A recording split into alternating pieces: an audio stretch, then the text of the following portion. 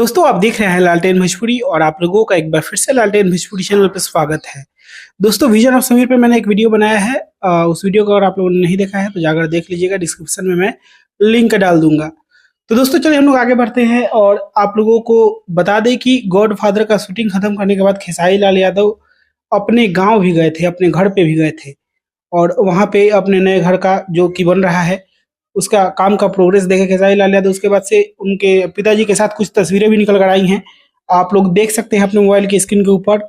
और यही है बेटा और बाप का प्यार, ये अटूट प्यार होता है। खैर चलिए ये टॉपिक नहीं है।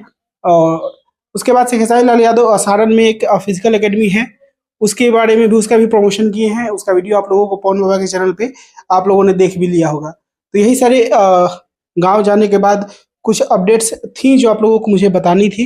बाकी खेसारी लाल यादव अभी मुंबई आ चुके हैं।